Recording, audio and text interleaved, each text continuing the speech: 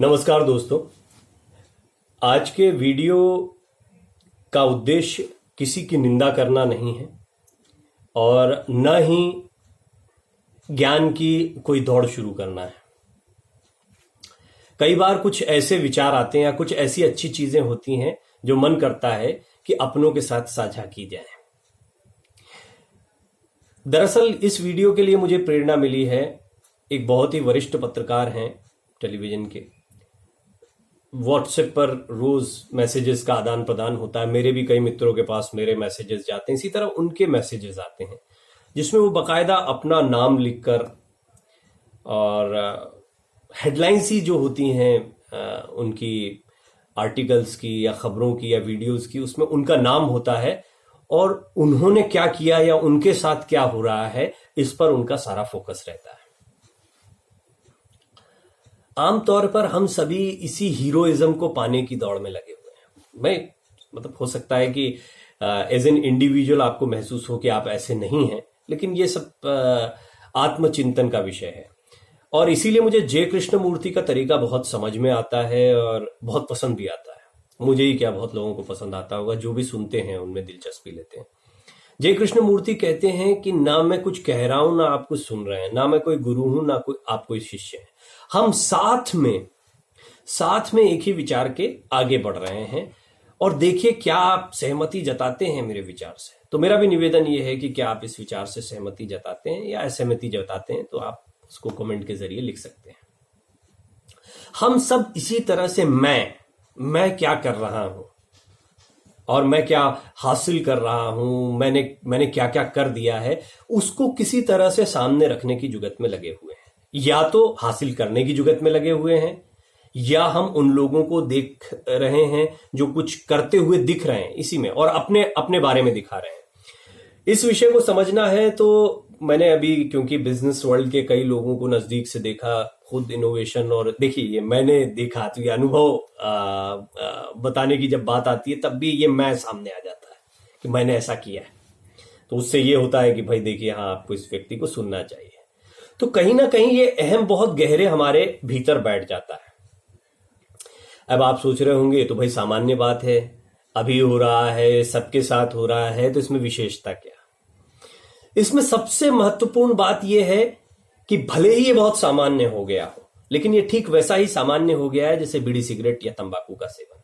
बहुत आम है, किसी भी गली नुक्कड़ पर मिल जाएगी। हर उम्र का व्यक्ति आपको खाता हुआ दिख जाएगा, सिगरेट फूकता हुआ दिख जाएगा।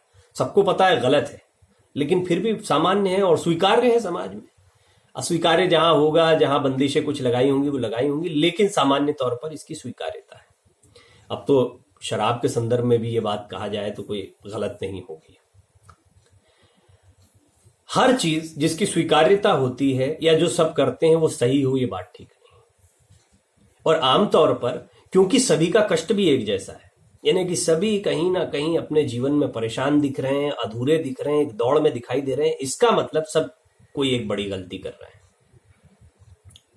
अगेन फिर से कहूंगा, कृष्णमूर्ति का पूरा जीवन विचारों पर गया। ये जितने मॉडर्न आप विचारकों को देखते हैं, मोटिवेटर्स को देखते हैं, उनके विचारों को सुनकर या उनके विचारों से वेरिफिकेशन भी लिया होगा, हम भी सुनते हैं उनको, कि क्या इस दिशा में जब हम सोच रहे हैं या आगे बढ़ रहे हैं तो ऐसा ही वो विचारक भी सोचते थे जिनके विषय में लोग कहते हैं कि आधुनिक समय के बुद्ध रहे हैं। चाहे वो ओशो के विषय में बात कही जाती हो, कृष्णमूर्ति के विषय में बात कही जाती हो, स्वामी विवेकानंद के विषय में बात की जाती हो। अगर हम इन सबको मिला लें और इस समस्या को साथ में रखें तो ये कुछ लोग हैं जो इस समस्या से आगे निकल गए, इस समस्या से पार पा गए। बस कुछ ज्यादा नहीं हुआ है, उनकी लाइफ में ये जो मैं जो अहम है, इससे वो पार पा गए, इससे वो आगे बढ़ गए। और इससे आगे बढ़ने का फायदा उन्हें ये मिला कि उन्होंने धीरे धीरे अपने जीवन में स्वयं को पाने की खोज शुरू कर दी।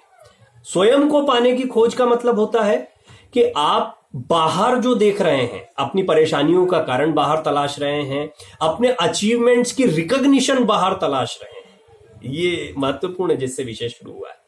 हमें लगता है कि हमारा अचीवमेंट तभी अचीवमेंट है या हमारा रिवॉर्ड तभी रिवॉर्ड है जब बाहर से कोई उसकी संस्तुति कर देता है, कोई उसकी प्रशंसा कर देता है या उसके लिए कोई सर्टिफिकेशन मिल जाता है।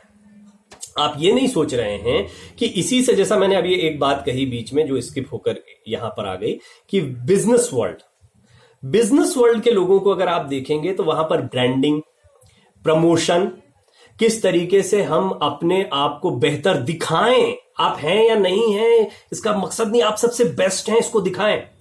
तो मैंने व्यवसायियों के प्रोडक्ट्स के साथ साथ उनके जीवन में भी एक बड़ा फर्क देखा है। हम देख सकते हैं कि वो बड़ी गाड़ियों, बड़े मकानों, बड़ी जगह पर पार्टीज को देना या उस सर्कल को विकसित करते हैं, वो वैभव को दिखाते हैं। वैभव को दिखाने का मकसद होता है और वैभवशाली लोगों को अपने इर्द गिर्द इकट्ठा करना, जबकि उनका वैभव भी कुछ कुछ इसी तरह बनाया हुआ है।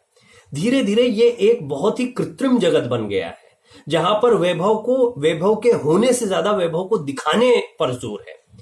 जो अध्यात्म की दुकानें चला रहे हैं वो भी वैभव को दिखाते हैं। मैंने कई ऐसे आध्यात्मिक ऋषियों को भी देखा है जो चुपचाप अपनी जगह पर बैठे हुए हैं, लोगों को प्रवचन दे रहे हैं, अपना काम कर रहे हैं। और कुछ ऐसे भी दुकानदारों को देखा है जो बड़े बड़े पंडाल लगा रहे हैं, बड़े बड़े एलईडी लगा रहे हैं, उनकी वेशभूषा बहुत ही ड्रामेटिक है, वो बड़े बड़े चैनल्स को हायर कर रहे हैं, वहां पर अपनी कथा चला रहे हैं। तो एक पूरा का पूरा बिजनेस इसमें डेवलप हो गया है। अब इसमें सबसे महत्वपूर्ण बात यह है कि जब आप रिवॉर्ड को बाहर तलाश रहे हैं तो आप सत्य की प्राप्ति क्या कर रहे हैं। जितने भी लोग ये कर रहे हैं वो उसी जगह पर हैं जहां पर हमारे ये मित्र हैं जिनका मैंने शुरुआत में जिक्र किया कि जो मैं की बात करते हैं।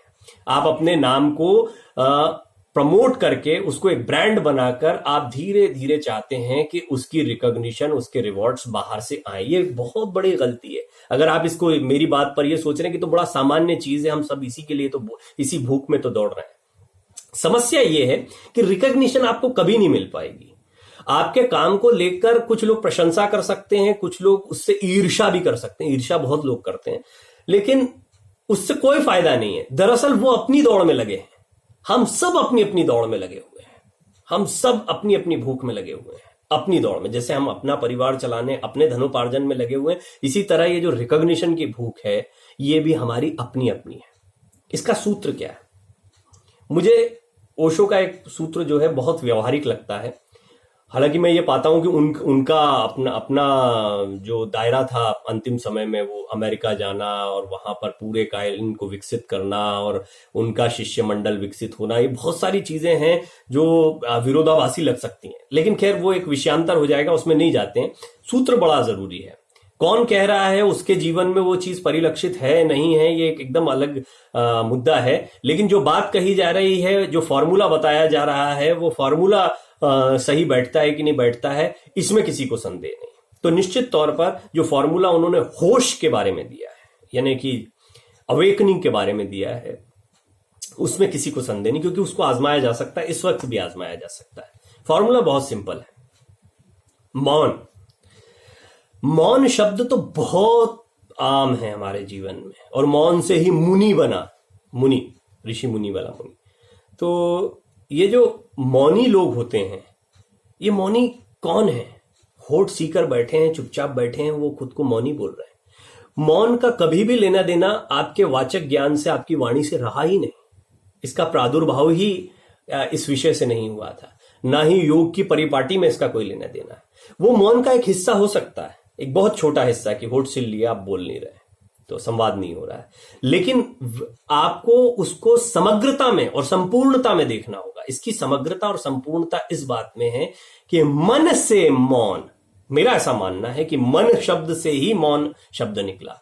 जब मन खत्म हो जाए तभी मौन हो सकता है। जब तक ये हलचल चल रही है विचारों की, जब तक आप किसी भी तरह के भीतरी कंपन में हैं, आप मुझे सुनते भी अभी बहुत सारी आकलन में लगे होंगे, एनालिसिस में लगे होंगे, आपके अपने मन के विचार भी सामने आ रहे होंगे। जब तक ये चल रहा है तब तक मौन नहीं हो सकता। जब मौन हो जाए, यानी आपके विचार पूरी तरह से स्थिर हो जाए और आप किसी कार्य में, जिस वक्त में हैं, वर्तमान में, यानी जिससे द पावर ऑफ नाउ जो लिखी है एकार्ट टोल ने, वो लगभग कृष्णमूर्ति के सारे विचारों के इर्द गिर्द घूमती है और इसी होश की बात करती है कि उस वर्तमान समय में जब पूरी तरह से आपका विचार किसी एक कार्य पर केंद्रित है तो आप मौन की अवस्था में रह सकते हैं, हो सकते हैं, और निश्चित तौर पर वो कार्य ही अपने आप में आपको रिवॉर्ड देगा। एक आनंद जो किसी कार्य को करते हुए आपको मिलता है, वो आनंद ही आपका सबसे बड़ा रिवॉर्ड है, और इसको आप कभी भी महसूस कर सकते हैं। ये गायन में, वादन में, चित्रकला में, किसी संवाद में, आप जिस भी कार्य को करते हैं उस कार्य में आपका अपना आनंद सबसे बड़ा रिवॉर्ड है। निश्चित तौर पर जब आप अपने कार्य से आनंदित होते हैं तो उसकी प्रशंसा चहु ओर होती है और आपकी कोई अपेक्षा भी नहीं है। मुझे लगता है कि अनासक्ति का जो पूरा विज्ञान लिखा गया या अनासक्ति का पूरा पाठ गीता में बताया गया, दरअसल उसका मूल भी कहीं ना कहीं यही मौन है और यही होश है कि हम अपने कार्य में स्वयं आनंदित होकर खुद को रिवॉर्ड दें, बजाय इसके कि हम इसकी अपेक्षा करें कि अन्य लोग कितना उसको रिकॉग्नाइज कर रहे हैं या उसको रिवॉर्ड कर रहे हैं। स्वामी विवेकानंद के अपने जीवन काल में उनके कार्य को पता नहीं उतनी प्रशंसा मिली नहीं मिली। शिरडी साईं बाबा के अपने जीवन में उन्हें शिरडी के बाहर उतनी प्रशंसा मिली नहीं मिली। दयानंद सरस्वती हों, जे कृष्णमूर्ति जिनका मैं जिक्र कर रहा था, हालांकि वो बहुत शुरुआत से निकल गए थे, एनी बेसेंट वगैरह, लेकिन ओशो हैं या इन लोगों को शुरुआती दौर में अपने कार्य को ये करते रहे, इन्हें उस प्रशंसा की या